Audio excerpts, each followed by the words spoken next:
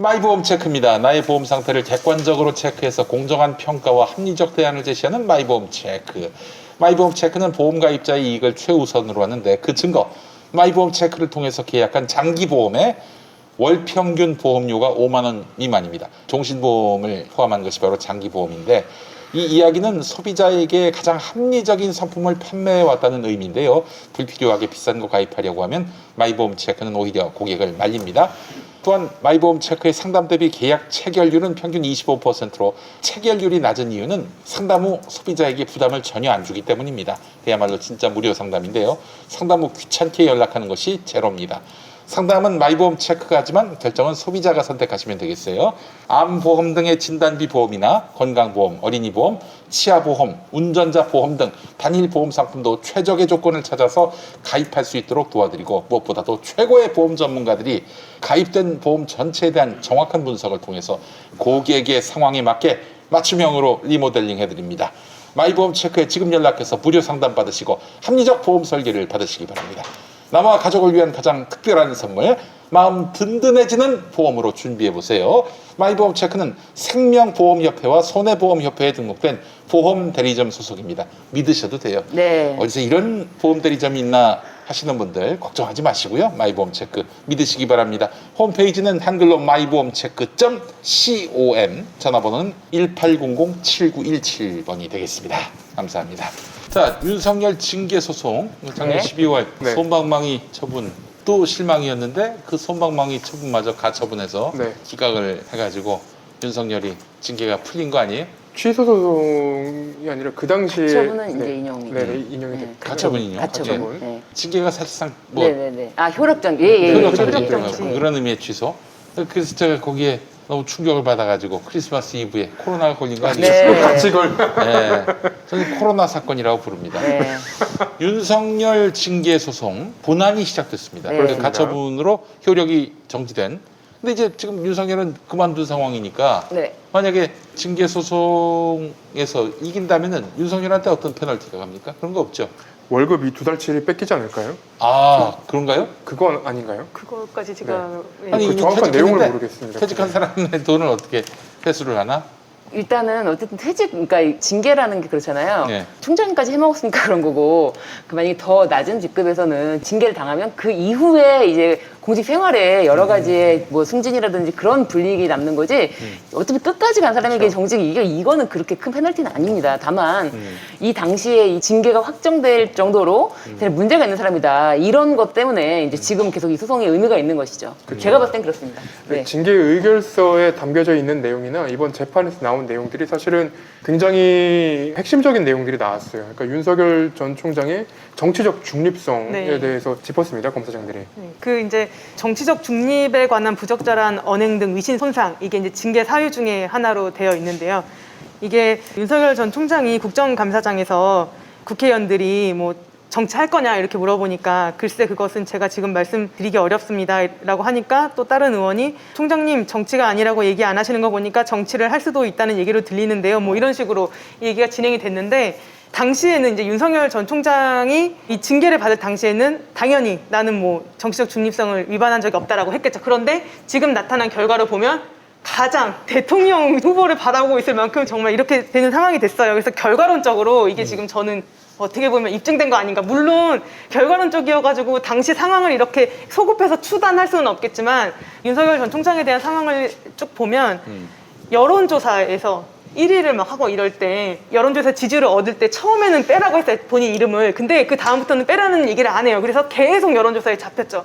그리고 이런 정치적 중립에 대한 것도 검찰총장으로서 정말 민감한 수사들을 하고 있는 와중에 정치할 거냐 안 할 거냐라고 물어보면 적어도 겉으로는 정치 안 해야겠다 이런 식으로 얘기를 해야 되는데 그런 것도 안 하고 나중에 이런 국민적인 어떤 의혹을 해소해 줄 수 있을 만한 그런 거를 아무것도 안 해줬단 말이에요. 그러면서 오히려 점점점 지지율은 상승했고 지지율이 1위까지 갔단 말이에요. 그러면 이거는 그런 당시 상황을 종합해 봐도 정치적 중립을 충분히 위반한 거 아닌가 저는 그런 생각이 들어요. 그 아까 말씀드렸던 징계 의결서 내용 중에 6월 16일 그 부분이 저는 조금 더 의미 있는 부분이 더 있었던 게 2020년 6월 16일 이전에 범정에서 그리고 대검 형사부에서 장모, 부인에 관련된 어떤 법적인 법리를 구성하고 있었다는 내용도 징계 의결서에 담겨져 있어요. 그래서 이번에 재판에 출석한 그 검사장들은 사실 그런 이전까지 한 번도 보지 못한 검찰총장의 모습을 보고 굉장히 충격을 받았을 거라고 저는 생각을 합니다. 그리고 지금 다시 이제 제가 앞서서도 얘기를 했습니다만 지금까지는 장모 리스크니 부인 리스크니 가족 리스크 얘기가 나왔는데 이제부터는 본인 리스크예요. 당장 본인이 누구 말만 하자는 윤석열의 발을 잡는 윤석열이 뭐 이런 얘기 그런 기사가 나오기 시작했는데 그뿐만 아니라 지금 삼부 토건과 관련해서도 보면은 윤석열 후보가 자기 스스로 지금 발목을 잡게 돼 있어요. 윤석열 스스로 뭐라 그랬냐면 골프 쳤다. 근데 내 돈으로 쳤다. 지가 한 번 내면 나도 한 번 내고 그랬다. 그래서 접대받은 거 아니다. 라고 얘기를 해요. 그래서 사건 청탁 받은 적 없다. 좋아요. 그 얘기 100% 믿는다고 치죠. 믿을 수 없지만. 그런데 제가 확인한 바로는 삼부토건이라는 회사가 90년대부터 최근까지 한 해도 검찰 관련 리스크가 없었던 해가 없어요. 매년 그 검찰 관련 리스크가 걸립니다. 맨 처음에 95년쯤에는 노태우 대선 자금으로 한번 걸려요. 그 뒤로도 뭐 뇌물 사건으로 한번 걸려요. 울릉도 난개발 사건 해봤더니 울릉도 난개발 사건의 그 배경에 그 사람들의 뇌물이 있었다는 게 드러난 게 있어요. 그 다음에 그 외에도 또 뭐 있냐면은 툭 하면은 나오는 얘기가 법조 브로커 윤상림 씨 있죠? 법조 브로커 윤상림 씨한테 돈을 주고 사건 청탁을 하는 사건이 또 하나 그게 또 나와요. 그게 2006년이에요. 그 다음에 카자흐스탄 사업에서 사기 횡령 받아 있었다는 사건이 또 드러나요. 그 다음에 경영진이 거액을 횡령해가지고 검찰 수사를 또 받습니다. 근데 이때가 2011년이에요. 그랬는데 이때 아무도 사법 처리를 안 받습니다. 그리고 이 무렵에 윤석열이 그 사람 그 골프를 쳤다는 기록이 나오는 거죠. 근데 윤석열이 얘기합니다. 10년 전쯤에 10년도 더 된 그러니까 2011년 이전에 내가 좀 만나서 골프 치고 밥도 먹고 했다. 근데 문제는 2011년하고 2007년 사이에 엄청나게 많은 검찰 리스크가 있었어요. 삼부토건에. 즉 뭐냐면 삼부토건은 그 당시 피의자 신분이었어요. 피의자하고 만났단 말이에요. 지 돈으로 하고 서로 한 번씩 번갈아 가면서 돈을 냈었어도 부적절하죠. 부적절한 거예요. 그런 사람이 대통령을 하겠다고 그러면서 나 아무 잘못 없는 내 돈 가지고 했어요 라고 하는 게 이게 얼마나 안 쳤다고 뻔뻔스러운 그러고 있잖아요. 얘기입니까? 그냥 안 쳤다고 아직 안 쳤다고 그러고 있잖아요. 그랬어요. 아니 치기는 쳤대요. 아니, 그날 근데, 안 쳤다. 이게 지금 그날, 일정표에 나오는데 일정표에 나오는 날 저축은행 뭐, 사건 때문에 뭐 사건 너무 딱 그렇게 바빠서 있는 날. 그러니까 네. 그날은 안 쳤다고 쳤는데 이렇게. 그걸 꼬부르는 친적은 있다. 네, 친적은 10년도 있다. 더 된 옛날에. 그렇게 되잖아요. 근데 그 시점에 뭐 어쨌거나 그날은 아니라고 치고 근데 그 시점에 네. 삼부토건은 여러 가지 검찰 관련 리스크가 주렁주렁 매달려 있었던 때예요. 그 다음에 홍만표 그 사건에도 또 삼부토건이 연루돼 있습니다. 아, 그래요. 자, 이 상태에서 보면은 삼부토건하고 밥 먹고 골프 치고 그걸 지돈 가지고 했다고 하더라도 반띵했다고 하더라도 문제가 되는 거예요.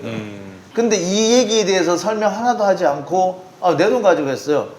이거는 만약에 조국이 그래서 봐. 아유, 일단 뭐 그 말을 누가 새겨 듣기도 전에 수사로 들어갔겠지. 그렇죠. 네. 그 골프장을 이제 압수수색해서 카드 내역을 다 봐야죠. 아, 그래요.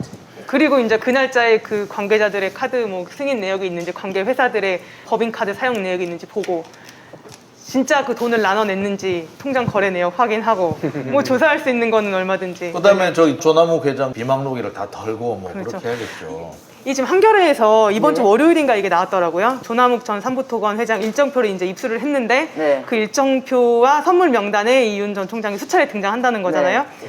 그런데 이런 일정 메모 같은 것은 업무 수첩 이런 거는 검찰이 되게 좋아하는 증거예요. 네, 이거는 거의 네. 물증이에요. 이거. 왜냐면 업무상 필요로 작성되는 문서이기 때문에 그 업무하는 비서가 이렇게 일정표 적으면서 갑자기 막 거짓말을 적거나 그러진 않을 거 아니에요. 일정표대로 정말 기계적으로 작성하는 것이기 때문에 어떻게 보면 당연히 증거 능력이 인정되는 그런 문서라고도 하는데 뭐가 문제가 되냐면 두 가지가 문제가 되는 거예요.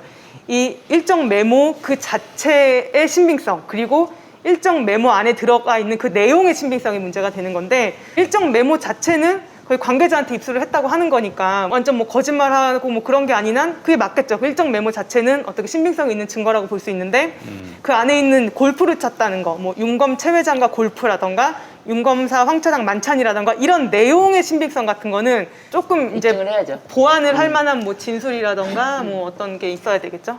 왜냐면 이게 있었던 일을 일기로 기록하면은 뭐 항해 일지는 과거에 일어난 일을 이제 기록하는 거기 때문에 이 자체가 그 내용이 거의 입증이 되는데 이건 일정표기 때문에 예정이잖아요. 예정. 그렇기 때문에 이 일정표가 뭐 내가 그렇게 기록했습니다라고 와서 진술을 한다고 해도 그걸 실제로 그렇게 실행을 했는지에 대한 거는 약간 별개다. 이렇게 보여지는 예, 거죠. 그리고 이제 당시는 김영란법이 시행 전이기 때문에 이것만 봐서 접대를 받았다 이것만 가지고는 어떤 법적으로 위반되는 거는 없지만 말씀해 주신 대로 어떤 검찰 리스크가 많은 회사의 회장과 골프를 치고 다녔다 이러면서 이제 접대를 받았다 이거는 좀 부적절해 그렇죠. 보이긴 하죠 좀. 이건 부적절해요. 네. 이거는 나는 내가 내 돈으로 쳤다라고 말할 게 아니라 아유 내 처신에서 공직자로 처신에 잘못이 있었다 그렇죠. 라는 말부터 해야 돼요. 근데 그렇죠, 윤석열이라는 사람은 아무리 자기의 잘못이 눈앞에 드러나도 한 번도 사과라는 걸 하는 적이 없어요. 또 사과하는 순간에 자기가 이제 검찰총장으로 일했던 그 시기가 일종의 정치적 자산 아니에요? 그렇죠. 그때 그 모든 활동 내역들이 사과할 일이 생긴다는 건 그 자산 일부를 포기하는 것이나 마찬가지이기 때문에 그러니까 이 사과할 수 사람은 없는 정말 구조가 문제가 있는 됐던 게 것 같아요. 예. 명백하게 잘못이 있단 말이에요. 쉽게 자기 이제 남부지검에 99만 원짜리 접대 세트 네. 뭐 어쨌거나 99만 원이든 어쨌든 간에 그 접대한 게 확인되면 자가 사과한다 그랬잖아요. 근데 안 했죠. 아직도. 부인하고 장모 문제가 있는 건 확실하잖아요. 장모는 실형까지 선고받았잖아요. 그러면은 그 부분에 대해서 나는 상관없다라고 할 게 아니라 사과하는 게 정상이에요. 아니 어느 공직자가 아유 제 가족의 일로 심려를 끼쳐드려 죄송합니다 라고 시작을 하지 저하고 상관없어요? 어느 공직자가 그런 식으로 얘기를 합니까? 뻔뻔스럽게. 근데 이제 윤석열 지지율이 너무 떨어지고 있고 국민의힘에서도 이제 굉장히 동네 그냥 북처럼 그냥 그런 식으로 과거 안철수 소환시키면서 이렇게 한다고 하는 거 보면은 이 꼼찰총장은 어떻게 됩니까? 아, 이 지지율 다 빠지면 이거 지금이 맹탕이죠? 전성기. 그런가요? 아, 지금 네. 걱정입니다. 우리 네. 무슨 주제로 해야 돼? 아니 근데 기자들 사이에서도 그런 게 있어요. 지금 걱정이에요? 윤석열 네. 전 총장의 의혹들을 취재 중인 기자들이 굉장히 많은데 네. 지금 기다리고 있는 뻥뻥 터트릴 만한 기사들이 꽤 있는 걸로 저는 알고 있습니다. 아, 그래요? 네, 오. 근데 혹시라도 빨리 낙마할까봐 너무 지금 지지율이 다들 빠지면? 취재를 너무 빨리 급하게 하고 있어요. 저는 이러면 꼼찰청장이 끝나면 꼼찰 기자를 한번 했으면 좋겠어요. 그래요? 네. 꼼찰청장을 떠나다니던 그 꼼찰 기자들 요새 어떻게 살고 있나? 후속 보도. 꼼찰 기자. 아, 진짜. 지지율이 훅 빠지고 이제 사실은 이제 10% 후반이지만 다음 주가 좀 기대가 될 정도예요. 그래서 아니 본인이 계속 뭐 120시간에 굉장히 분노가 120시간에는 그 무엇도 비리 이런 백날 얘기해봤자 뭐 국민들의 들끓는 정서는 아, 정말 그거 진짜 무섭더라고요. 큰 실수. 그럼요. 대구 빼고 모든 지역 비하 발언. 너무 화가 났어요. 저도 그걸 보고. 120시간. 네. 그리고 지금 잘 알려지지 않은 게 있었는데 윤석열 후보가 출마하겠다면서 윤봉길 기념관에서 기자회견도 하고 했잖아요. 네. 그때 발언한 내용 중에 그런 내용이 있습니다. 한일 관계에 대한 얘기가 나왔어요. 그러니까 어떻게 했냐면은 위안부 문제고 강제징용이고 무용마찰이고 이런 안보 문제고 이런 것들을 한 테이블에 올려놓고 그랜드 바겐을 해야 한다. 정신 라고 나간 거지. 얘기를 했어요. 정신 나간 거야. 아. 나는 도저히 그 말을 듣고 깜짝 놀랐습니다. 어떻게 윤석열 표현대로 자유민주주의의 헌법을 공부했던 사람이 그딴 식의 발언을 할 수 있는지. 우리나라에선 자유민주주의가 되게 이상하게 쓰이고 있는데 자유민주주의의 최대 가치는 인간의 존엄성입니다. 근데 인간의 존엄성을 근본부터 짓밟은 전쟁 범죄가 위안부고 강제징용이거든요. 그런데 그거를 그랜드 박연하겠다고 이 사람은 진짜 머릿속에 뭐가 들었는지 한번 열어보고 싶어요.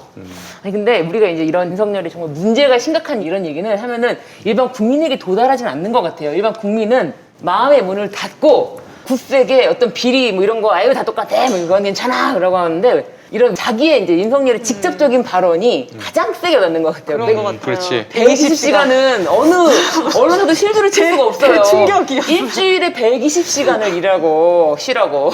히틀러보다 조금 더 세더라고요. 그게. 17시간이 넘는데 진짜 이거는 진짜 계속 얘기를 해야 될 것 같아요. 일주일에 120시간씩 일하고 쉴 때 쉬라고. 지금 주 5일째라 하루에 24시간씩 일하면은 120시간이 나옵니다. 아까 17시간. 아, 주 5일째. 근데 주 5일째니까. 주 5일째라면 주 5일 내내 그 숨도 2주 쉬지 않고. 2주 동안 그리고 120시간 일하면 그 다음에 2주 동안 쉴 수 있을까요? 저는 그것도 사실 절대로 그런 그렇게 일은 쉴수 없어요. 없을 걸요. 이대로 병원 가요. 그런 일은 아니 병원 아니 일해야 될걸요? 120시간 일하고 또 120시간 일하고 그 다음 주는 또 다른 18시간씩 일해야죠. 일해야 돼요. 그렇죠. 그 게임 업계에서는 게임 업계 자체가 고용 시스템이 안정화된 게 아니라서 한 주 빡세게 일하고 2주 쉰다? 그거는 불가능해요. 잘려요. 그리고 이 게임 자체가 워낙 무한 경쟁 시장이기 때문에 야 너 한 주 열심히 일했으니까 그 다음 쉬어도 돼. 그럴 구조가 아니라는 거예요. 진짜 아무리 윤석열의 깊은 심연의 그런 비리라든지 이런 거에 대해서 얘기해도 국민들에게 도달하지 않았는데 120시간의 도달력은 정말 폭발적이구나. 아니, 근데 참 너무 아쉬운 게 만약에 윤석열에 대해서 단호한 조치를 취했다면은 통치권자가 그러면은 저는 윤석열이 이렇게까지 지지를 받고 대권 주자로 떠오를 일은 없었다고 생각을 해요. 근데 지금 너무 뭐 하여간 방치하다시피 했기 때문에 여기까지 왔다고 보는데 뭐 이런 얘기 뭐 해서 뭐하냐라고 하실지 모르겠지만 다음 정부 때는요 이렇게 저 문민 통제를 하는 선출 권력에 대해서 저항하면 얄짤없이 그냥 혼내줘야 됩니다. 정말 용서하지 말고.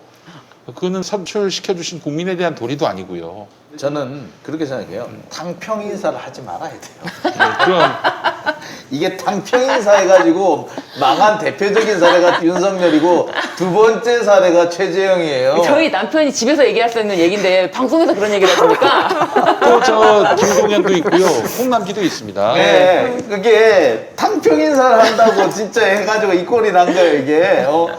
아이고 세상에. 지금 재밌는 게 또 군이에요. 네. 이번에 저기 그 청해부대에 지금 코로나 사태가 터졌잖아요.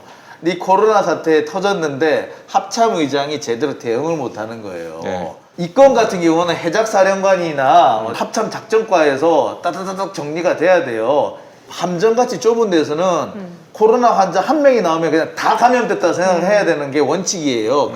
그거는 뭐 더 말할 것도 없어요. 근데 코로나 환자가 나오고 200명씩 넘어갈 때 열흘이 지난 다음에 이게 합참의장한테 보고가 됩니다. 7월 12일 날. 그럼 보고가 됐으면 즉각 조치를 해야 될 거 아니에요. 열흘씩이나 딜레이 됐으니까. 그렇지. 그런데 3일 있다가 지시가 내려갑니다. 왜 그때 내려가느냐? 그때 청해부대에 비행기를 보내기로 한 거죠. 공중급유기. 공중급유기를 누가 보내느냐? 대통령이 보냅니다. 그 보내서 빨리 데리고 오세요.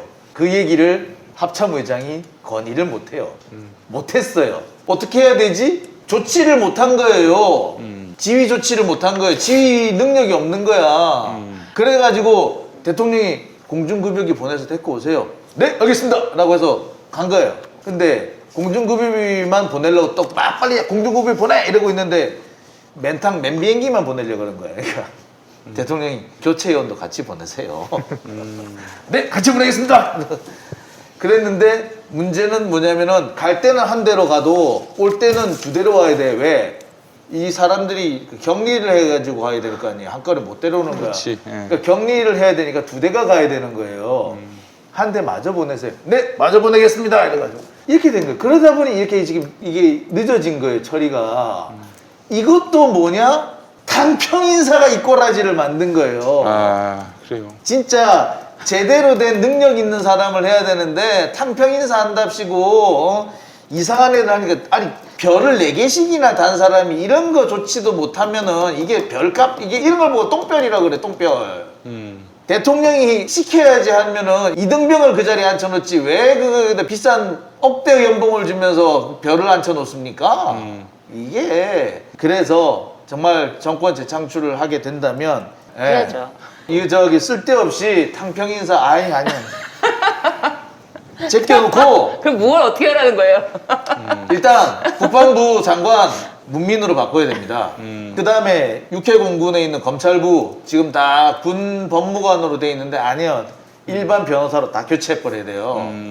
그게 국방부의 문민화입니다. 군의 문민화, 문민통제. 그리고 별들 지금 너무 오래 눌러앉았어요. 빨리빨리 교체해야 되니까 쫙 바꾸고요. 네. 제가 여기 한 가지 더 얘기를 해드리면 그래요. 저기 중령 대대장이 중령이잖아요. 혹시 군대 갔다 오셨나요, 김용민? 아, 이제 저희 안 갔다 왔습니다.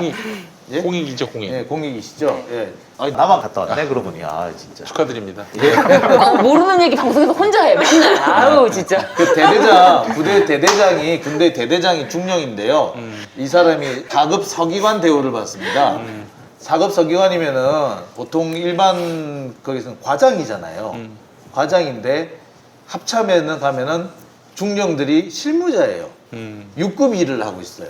그런데 합참에 전부 다 중령이야. 진급 포기한 중령들이 쫙 있는 거예요. 이 사람들 다 내보내야 돼요. 제가 볼 때는 군뿐만 아니라 이 공무원 사회도 보면은 눈치 보고 있는 사람들 다 내보내야 돼. 내보내고 물갈이를 싹 해야 돼 이번에. 그래야지 이 개혁이 되는 거. 아니 이번에 제가 왜 이 얘기했냐면은 지금 이번에도 보면은 누가 가장 개혁에 저항을 했습니까? 재경부 관료들 아니에요. 그 다음에 검사들이잖아요. 그 다음에 외교부에 있는 그 외교부 맨날 사고 치는 외교부. 이게 뭐냐면은 관료 집단들의 저항인 거예요. 기득권 세력. 따라서 이 사람들을 제대로 개혁, 우리나라를 제대로 개혁하려면 관료 집단을 개혁해야 돼요. 관료 집단의 개혁 내보내야 돼요. 빨리 다음 주제로 넘어가시죠. 예. 제발. 시청자 진짜. 내보내야 된다니까. 제발. 아우 빨리 우리 지도자를 빨리 뽑고 싶다 나는 진짜. 알겠습니다. 자, 그 장영진을 국회로. 안 될 것 같아. 뭐 윤석열 징계 소송 본안이 시작된 거 그 얘기를 지금까지 네. 했고 윤석열 씨가 변호사법을 위반한 예. 것 이게 뭐 말하자면은 이제 윤우진 씨 얘기 네, 그렇죠. 아니겠어요? 윤우진 네. 씨한테 변호사를 소개해 준 거. 그래서 이게 지금 공소시효가 남았나요? 어떻습니까? 공소시효가 남아있지 않나요? 2012년 네, 이후니까요. 그렇죠. 남아있네. 네, 남아있네. 그리고 게다가 또 청문회장에서 네, 허위한 것도 있으니 예. 허위 발언한 것도 아, 있어요. 너무 웃겨요. 그 청문회 관련 영상을 얼마 전에 다시 찾아봤어요. 저도 다시 봤습니다. 네, 오전 내내 그냥 자기는 소개해 준 적이 없다고 그래요. 그때 이제 그런 국회의원 사실 한 분이 없습니다. 그렇게 말하죠. 그 녹음 파일을 딱 틀어주고 나니까 갑자기 갑자기 이렇게 말합니다. 자기가 선임을 시켜줘야 문제가 되는 건데 선임을 시켜준 건 아니지 않느냐. 아니에요. 법상으로는 소개도 안 되는 거 아닙니까? 그러니까 안 되네. 그래서 법상으로 소개라는 말이 아니는지 알 수 없으니까 그 선임이라는 그런 개념을 넣어가지고 갑자기 이제 임기응변을 한 거죠. 그렇죠. 본인이 엄청 당황했을 거예요. 그런데 그 상황에서 선임시켜준 건 아니지 않느냐라고 해놓고 그치만 뭐 소개해준 건 맞다라고 했어요. 소개해준 건 맞다. 근데 나가면서 아이 내가 윤대진이 보호하려고 그렇게 말한 거지 뭘 뭐 이렇게 또 말을 바꾸면서 다음날 다음날부터 말을 다음날 바꾸죠. 아침에 윤대진 검사장의 그 입장문이 나옵니다. 네. 내가 해준 거다. 맞아요. 그리고 이남석 변호사 그 당시에 이제 소개 받은 그 변호사인데 이남석 변호사도 내가 윤대진한테 받았다라고 얘기를 해요. 근데 최근에 윤우진 전 세무서장이 나와가지고 서결이가 해준 건데라고 얘기를 해버리죠. 이남석 이 변호사가 연락을 하면서 윤석열 선배 소개를 연락드렸습니다라고 했고. 그때 이미 문자도 그렇게 보냈고 내가 소개시켜준 거라고 해라 라고 했고 내가 소개시켜서 연락했다고 해라 다른 사람 전화하면 안 받으니까 그게 분명히 본인이 언급을 하고 얘기를 했음에도 불구하고 그 당시에 옛날에 다 의혹이 해소된 거다라고 하는데 아니죠. 예전에는 윤우진 씨의 직접적인 진술은 없었죠. 그렇죠. 윤우진 씨가 직접적으로 윤석열 선배 소개로 왔습니다라고 이남석 대검 중수부 검찰까지 지내던 윤석열 후보와 굉장히 특수부, 친한 특수부 후배의 후배죠. 관계인 친분 관계가 있는 사람이 윤석열 선배 소개로 왔다라고까지 진술을 명확하게 했기 때문에 윤석열 후보의 어법이 몇 가지 있는 것 같아요. 처음에는 그 나하고 무슨 상관이 있습니까? 두 번째는 불법은 아닙니다. 증거 있습니까?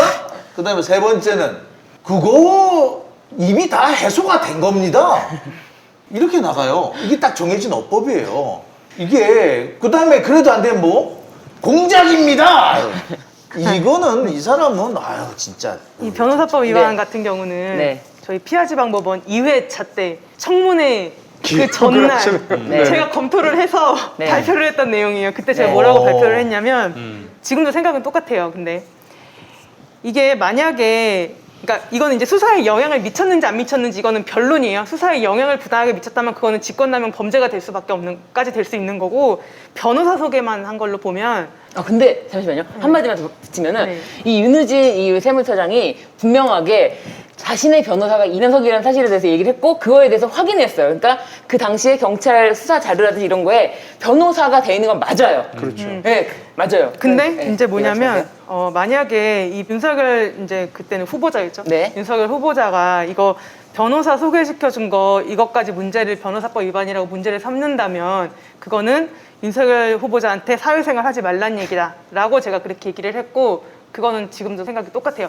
근데 만약에 수사에 부당한 영향을 끼친 게 있다면 그거는 별개의 문제인 거고요. 근데 왜 그러냐면 변호사법 36조, 37조에 이렇게 규정이 되어 있어요.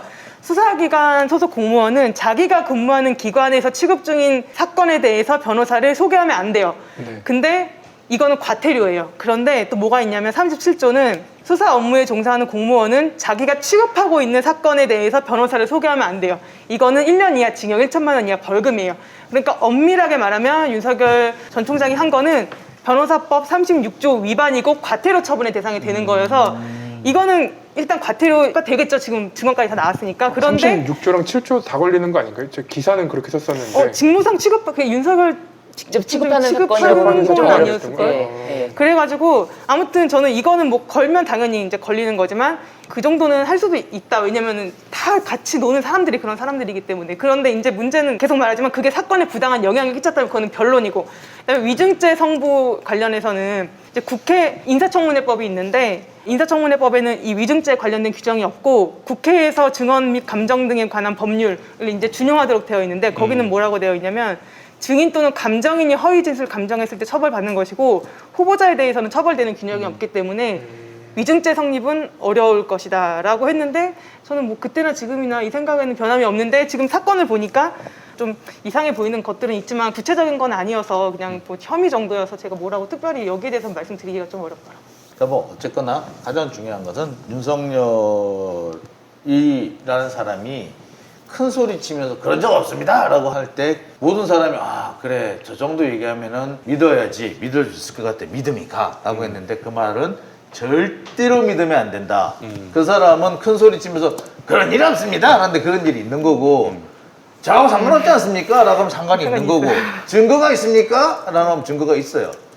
그러니까 이건 이제부터 이 사람이 한 얘기를 다시 꼼꼼히 되짚어 봐야 되고 한편으로 보자면은 그렇게 아무런 얼굴의 표정의 변화 없이 자신의 죄를 부인할 수 있는 사람은요 정상 아닙니다. 제가 다른 말을 하고 싶은데 이거 고소 들어올까봐 내가 요까지만 할게요.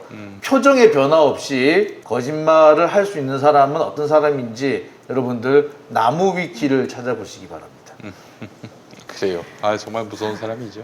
자, 그래요. 이제 오늘 뭐 마무리하도록 하겠습니다. 참 윤석열 씨 오래가네요. 정치 무대가 자신한테 별로 어울리지 않는다는 거를 그 상황들을 우리가 계속 중계 방송 보듯이 봐야 되는 즐겁습니까? 아니면 이건 좀 보기 좀 역겹습니까? 저는 좀 슬퍼요.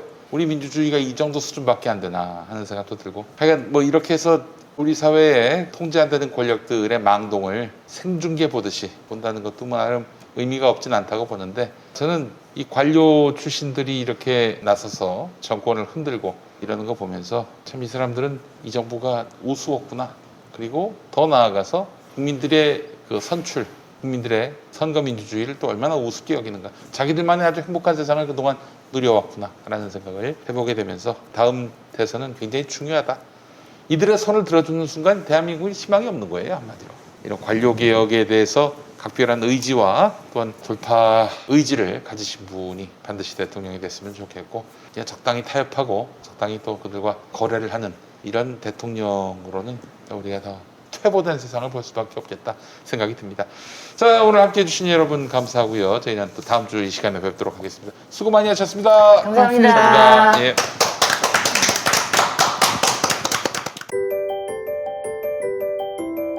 예.